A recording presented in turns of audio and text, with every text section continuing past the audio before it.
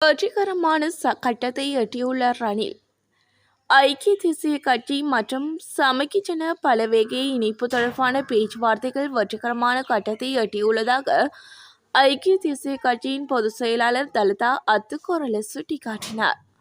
மேலும் தலைமைத்துவம் மற்றும் சின்னம் குறித்து இன்னும் விவாதிக்கப்படவில்லை என்றும் கூறினார். உள்ளூராட்சி தேர்தலில் ஒன்றாக போட்டியிடுவதற்கான உடன்பாட்டை எட்டுவதே விவாதங்களின் முதன்மை நோக்கம் என்றும் தலதா அத்துக்கோரல தெரிவித்தார்.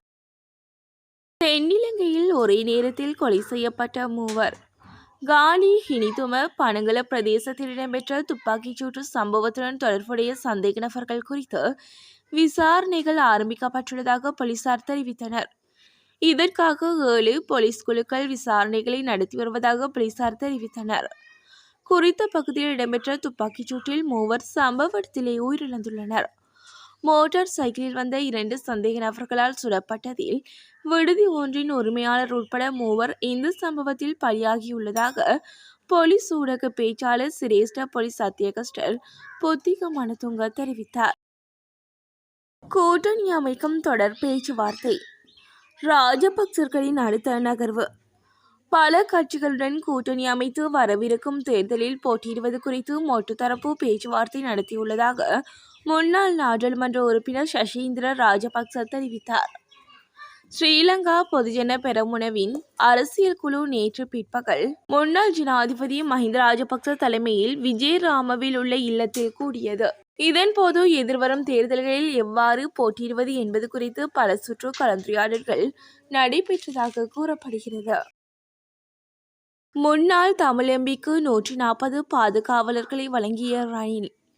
முன்னாள் நாடாளுமன்ற உறுப்பினர் லக்ஷ்மன் கதிர்காமருக்கு 140 பாதுகாவலர்கள் மற்றும் குண்டு துளைக்காத வாகனம் ஒன்றையும் முன்னதாக ரணில் விக்ரமசிங்க பாதுகாப்பு கருதி வழங்கியிருந்ததாக ஐக்கிய தேசிய கட்சியின் தவிசாளர் வஜிர அபேவர்த்தன தெரிவித்தார். காலியில் இடம்பெற்ற அரசியல் சபை கூட்டத்தில் கலந்து கொண்டு உரையாற்றும் போது இதனை தெரிவித்தார்.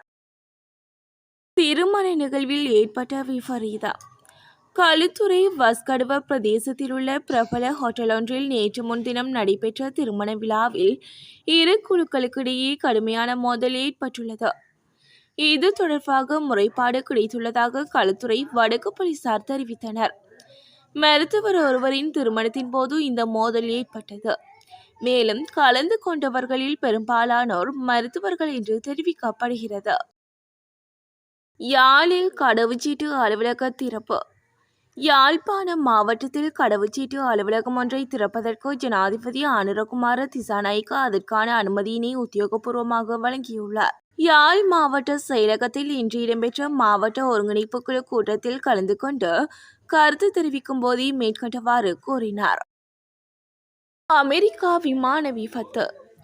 அமெரிக்காவில் 2 நாட்களுக்கு முன்னர் இடம்பெற்ற விமானம் உலங்கு வானூர்தி மோதுகை விபத்து தொடர்பான தெளிவான காணொளி தற்போது வெளியாகியுள்ளது. அமெரிக்காவின் செய்தி சேவை ஒன்றினால் இந்த காணொளி வெளியிடப்பட்டுள்ளது.